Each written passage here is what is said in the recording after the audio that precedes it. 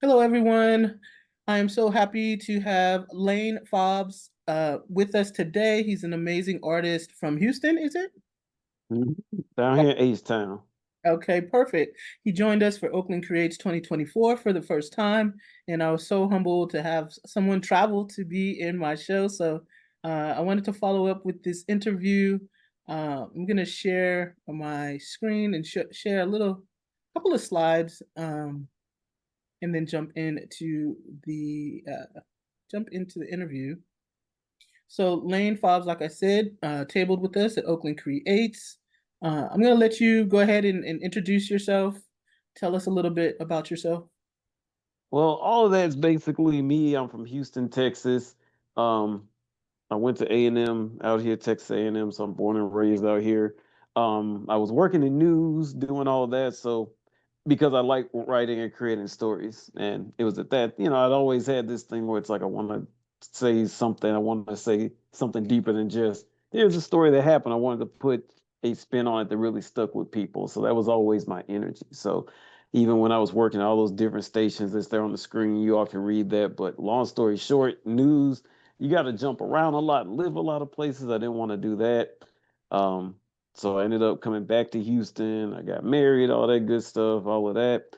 Um, but in 2017, I started writing my first comic book, Becky. And around COVID, I was able to release Becky. It was basically this horror comic about a shape shifting white woman who terrorizes this sister, and she's got to figure out what's going on. Oh So wow. people like, yeah. I wish I had Oakland Crates. Maybe I'll bring it this year. But it's and just like I said earlier, I wrote that book to just kind of say different things about relationships between men and women, relationships between interracial, and how we view things. Just a lot of stuff and a lot of fun layer on top. So people Nice. like that. And it became my history books, which I'm also very interested in and I like doing.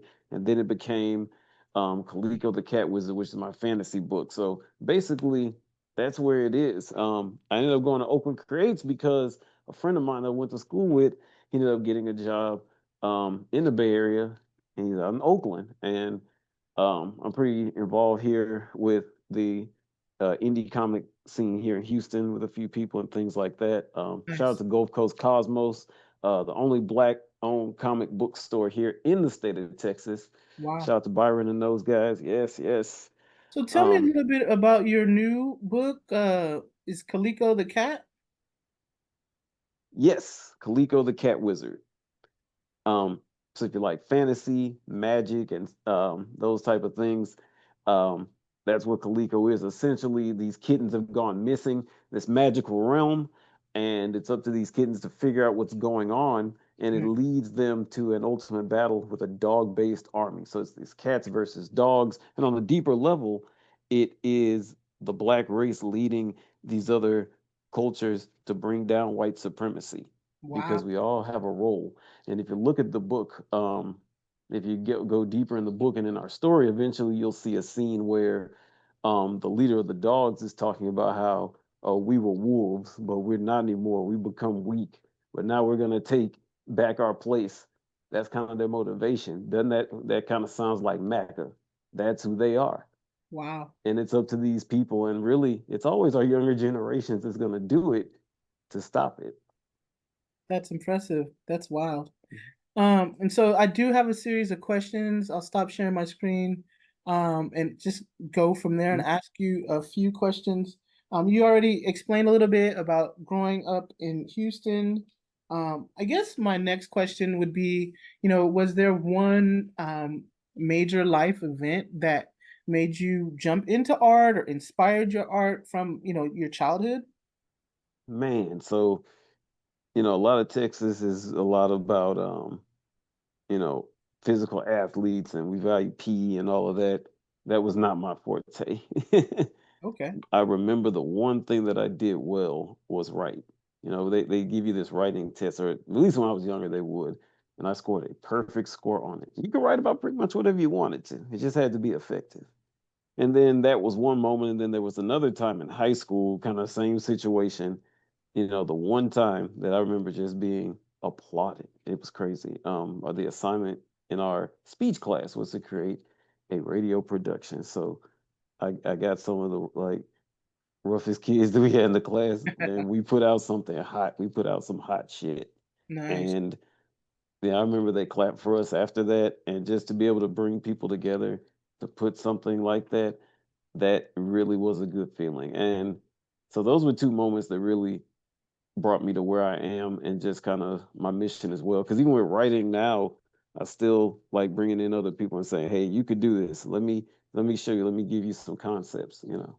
So kind of to segue away from that a little bit, so do you feel like being the writer of graphic novels or comics, um, you collaborate with visual artists?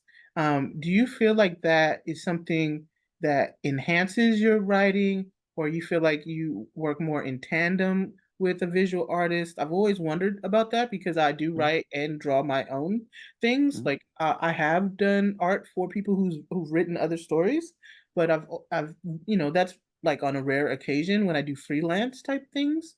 So I'm always curious about someone who writes exclusively, like you don't do visual art, right? Correct, correct. So, I mean, how do you go into those projects, or what's your mindset when you're working with the visual artist? Are you writing with a second person in mind so that you can make it easier for them to bring it to life, or you just write it and just trust that they can create something from it? So it and well, first it fluctuates a little bit, right? You have to go into it to me knowing that, they're gonna have their own spin on it. You know what I mean? Hmm. They're the artists, so they are part of the storytelling as well. Right. So their thumbprints are on it also, just like yours to some degree. And so first you have to go into any collaboration accepting that. That's just what it is, for better or worse. And so then after that, it's really more starting with, hey, here's how I think our characters should look. So we spent, Kat Penrose and I, who did the excellent art with Coleco, we spent about several months just going through the characters and just kind of going through what they would look like, getting an idea, really understanding the Crescent Realm where the story takes place in the different cities. So, that with it being a fantasy, it was really easy to kind of work with that.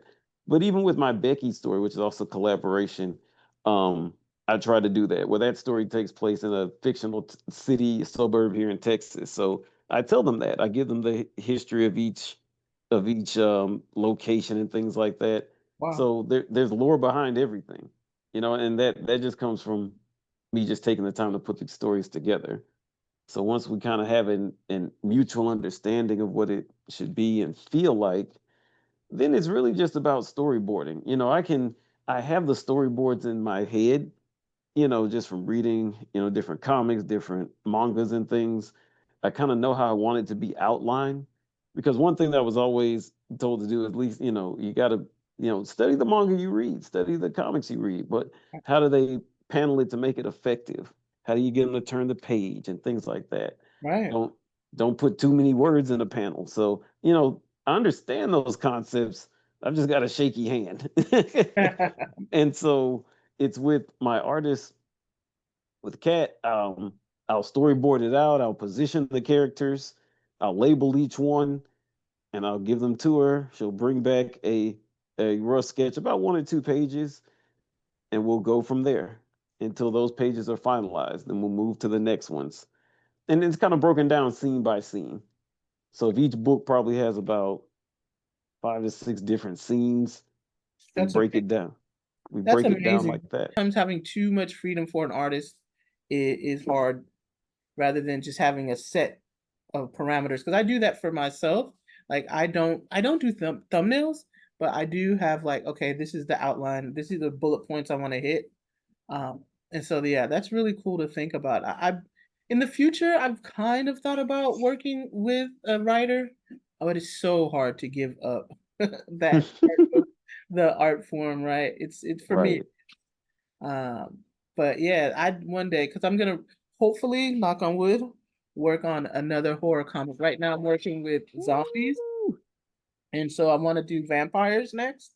Mhm. And so it takes a lot of research, like you were saying, you were researching places in Houston. Like my zombie story happens in Oakland, but I think my next one will happen in Africa and maybe here as well in another city, not in Oakland. I'm thinking maybe somewhere in the South.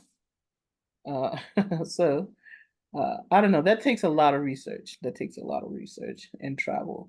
My next question was kind of along those lines too. Let me pull up my questions. Yeah. So I got to what get that comic too, by the way. When it comes out, I got to get it. I love horror comics. That's my thing. Nice. So what is your relationship to your audience or the viewer when you are, creating your comics? Have you changed like who you're writing for, or have you catered your work towards the audience more? How is your relationship with who you're writing for? You know, it has changed a little bit. And, when I went out and started, um, I really went to a lot of like black market events and things like that. Hmm. And but the most successful ones were always the library events and the zine fests. And some of the best ones, a lot of our people are not black. They don't look like us. Mm, Um, so now it becomes a question, do you cater, things like that. Artists will face that question. And I faced that. But for me, I found out that okay, they bought the hard stuff already. That's what they came for. And they still follow and get more stuff. That's what they're coming back for. yeah, So, I keep it genuine, but the relationship has changed in that wow, these aren't the people that I thought would be attracted to it. yeah. I go to San Antonio a lot, and I go to Austin here. They're both about 3 hours west of here in Houston. And there's not a lot of black people there. Mm, So it's a lot of white little people that'll buy. It's a lot of Asian and Hispanic. And I've been surprised about I that was gonna that say type of support. I've been pleasantly Right? surprised too because I write about a lot of racial social commentary, microaggressions, and Hmm. I was surprised that they, like you said, picking it up, coming back for more, and wanting to have those hard discussions. Right. And so I guess the it the who I thought versus who is here. So it has changed in that way. So it's been interesting. It's been cool. But it's also taught me, like I said, just keep writing what you're writing. Yeah. There's no need to change anything up. That this is what man, they're coming for that shit. Yeah, But no, for sure. Like, no, I doubled down and hey, this is if and I was telling somebody else, these are the discussions that people want to have even with my work about mental health, and depression, anxiety, or in any of my physical zines, my personal zines where I'm writing about sleep apnea or my lung condition. Like I've had these really sweet long conversations at my table with people who are really, really invested and maybe they have a family member or something, and that's shocking too. hmm Like I would never think that they're gonna open up and tell me their personal stories, and that's been really, really, really amazing. Um, so I asked the other person that I interviewed, and I want to ask you too. What is one major thing that you felt during the pandemic that we implemented or changed as a society, or even maybe personally, that you think we should continue to do now that lockdown, quote unquote, is over? Is there one thing that you took away from being in lockdown during the pandemic that you think we should continue? oh man, the health precautions, the health that man. So we were for I guess people watching, if I remember correct, Oakland Creek, we had masks, right? Hmm. We Hmm. did.